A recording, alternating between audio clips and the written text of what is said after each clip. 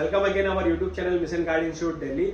आज मैं इस वीडियो में उन बच्चों की बात करने वाला हूं जो एनआईएस बोर्ड से 10th या 12th क्लास में किसी वजह से फेल हो गए हैं एक या दो या तीन सब्जेक्ट में। तो वो अपना साल कैसे बचा सकते हैं या वो कौन सा एग्जामिनेशन देंगे, ऑन डिमांड एग्जामिनेशन देंगे, पब्लिक एग्जामिनेशन देंगे, दोनों में से कौन सा बेटर है उनके लिए और किसमें वो जल्दी पास हो सकते हैं और कौन सा आसान प्रोसेस है। तो इस वीडियो को बस आपको एंड तक देखना पड़ेगा जिसमें आपके सारे डाउट क्लियर हो जाएंगे। और मैं उम्मीद करता हूं कि आपने हमारे चैनल को सब्सक्राइब कर लिया होगा जिससे कि घर बैठे बैठे आपको एनआईएस बोर्ड की इंफॉर्मेशन मिलती रहे। तो चलिए व्यूअर्स, मैं बात कर रहा था उन बच्चों की जो 10th या 12th में फेल हो गए। तो ऐसे बच्चों के एनआईएस बोर्ड से दो ऑप्शंस होते हैं। पहला ऑप्शन होता है कि ऑन डिमांड एग्जामिनेशन और दूसरा ऑप्शन होता है पब्लिक एग्जामिनेशन। तो मैं बात करता हूं पहले ऑन डिमांड एग्जामिनेशन की। तो कोई बच्चा का 10th 12th में फेल हो गया इसी साल, फॉर एग्जांपल आपने अप्रैल में एग्जाम दिए और जून में आपका रिजल्ट आया, अब आप किसी वजह से एक या दो तीन सब्जेक्ट में फेल हो गए तो आपको ऑन डिमांड एग्जामिनेशन का फॉर्म भरना पड़ेगा। ये बच्चे वही फॉर्म भरते हैं जो बच्चे चाहते हैं कि मेरा 30 डेज में एग्जाम हो जाए और 45 डेज में रिजल्ट आ जाए। मतलब अगर आपका जून में रिजल्ट आया तो आपका एग्जाम कब हो जाएगा ऑन डिमांड एग्जामिनेशन से? जुलाई के अंदर। और रिजल्ट कब आ जाएगा आपका? अगस्त में।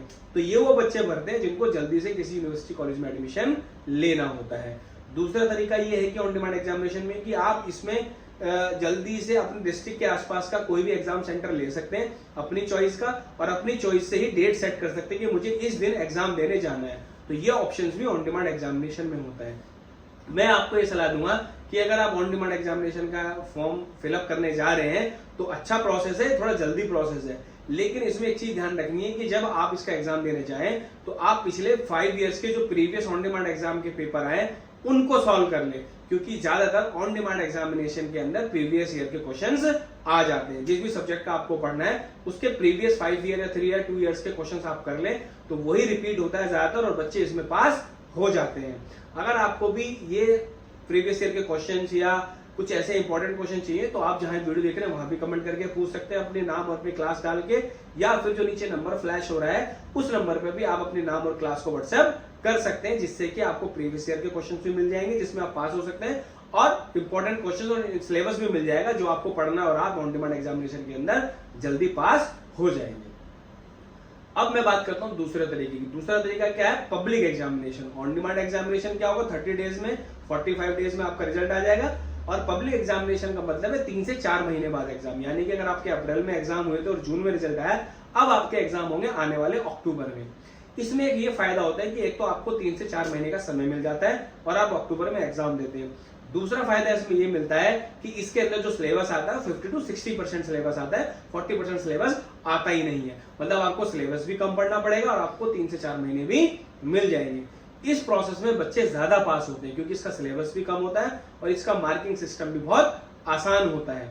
तो अगर आपको थोड़ा डिले में पास होना है, मतलब थोड़ा अक्टूबर तक जाके एग्जाम देने और नवंबर दिसंबर में रिजल्ट आएगा, तो आप अक्टूबर वाला ऑप्शन भी ले सकते हैं। इसमें बच्चे ज्यादा पास होते हैं। तो अगर आपको पब्लिक एग्जामिनेशन में देना तो आपको पब्लिक एग्जामिनेशन की एग्जामिनेशन फीस सबमिट करनी पड़ेगी।